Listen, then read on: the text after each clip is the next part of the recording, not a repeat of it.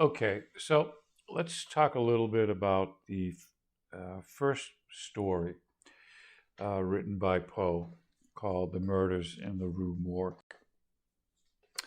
And this is not one of our required readings. However, if you have a chance to read it, feel free.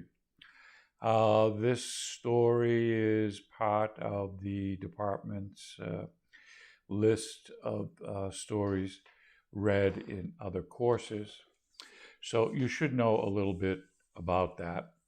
And right now, I'll just give you a good plot summary of the story so you have an understanding of who Dupin is and the writing style of Edgar Allan Poe. So this is called The Murders in the Rue Morgue, written by Poe in 1870. So the unnamed narrator of the story opens in a lengthy commentary on the nature and practice of analytical reason, then describes the circumstances under which he first met Dupin during an extended visit to Paris. Dupin is the hero detective of the story. So the two share rooms in a dilapidated old mansion and allow no visitors. Having cut off all contact with past acquaintances and venturing outside only at night. We existed within ourselves alone, the narrator states. One evening, Dupin demonstrates his analytical prowess by deducing the narrator's thoughts about a particular stage actor based on clues gathered from the narrator's previous words and actions.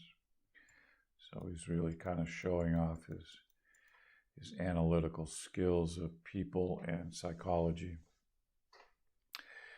During the remainder of that evening and the following morning, Dupin and the narrator read with great interest the newspaper accounts of a baffling double murder. Madame L'Espagne and her daughter have been found dead at their home in the Rue Morgue, a fictional street in Paris. The mother was found in a yard behind the house with multiple broken bones and her throat so deeply cut that her head fell off when the body was moved. The daughter was found strangled to death and stuffed upside down in a chimney. The murders occurred in a fourth-floor room that was locked from the inside.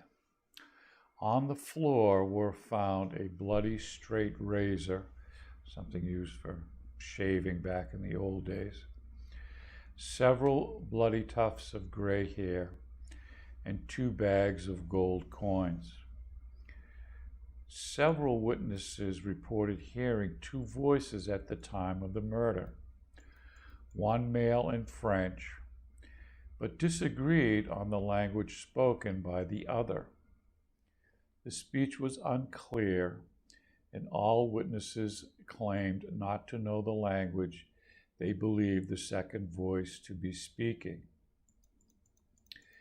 A bank clerk named Adolphe Lebon, who had delivered the gold coins to the ladies the day before, is arrested, even though there is no other evidence linking him to the crime.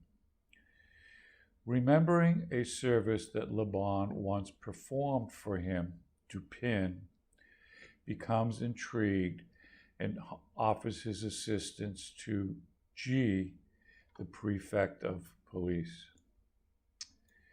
Because none of the witnesses can agree on the language spoken by the second voice, Dupin concludes that they are not hearing a human voice at all. He and the narrator examine the house thoroughly. The following day, Dupin dismisses the idea of both Le Bon's guilt and a robbery motive, citing the fact that the gold was not taken from the room. He also points out that the murderer would have had to have had superhuman strength to force the Dottie's body up the chimney. He formulates a method by which the murderer could have entered the room and killed both women, involving an agile climb up a lightning rod and a leap to a set of open window shutters. Showing an unusual tuft of hair he recovered from the scene and demonstrating the impossibility of the daughter being strangled by human hand. Dupin concludes that an orangutan, so kind of ape monkey, killed the woman. He has placed an advertisement in the local newspaper asking if anyone has lost such an animal. A sailor soon arrives looking for it. The sailor offers to pay a reward, but Dupin is interested only in learning the circumstances behind the two murders. The sailor explains that he captured the orangutan while in Borneo and brought it back to Paris, but had trouble keeping it under control. When he saw the orangutan attempting to shave its face with his straight razor, imitating his morning grooming, it fled into the street and reached the Rue Morgue, where it climbed up into the house. The orangutan seized the mother by the hair and was waving the razor, imitating a barber. When she screamed in fear, it flew into a rage, ripped her hair out, and slashed her throat and strangled the daughter. The sailor climbed up the lightning rod in an attempt to catch the animal, and the two voices heard by witnesses belonged to it and to him. Fearing punishment by its master, the orangutan threw the mother's body out the window and stuffed the daughter into the chimney before fleeing. The sailor sells the orangutan. LeBron is released from custody, and G mentions that people should mind their own business once Dupin tells him the story. Dupin comments to the narrator that G is, quote, somewhat too cunning to be profound. He clearly admires his ability to deny that which is and explain that which is not. So that's a real brief summary of the murders in the Rue Morgue, Edgar Allan Poe's first story. Again, if you have a chance to read it, feel free. But we're going to tackle the second story of Poe's trilogy.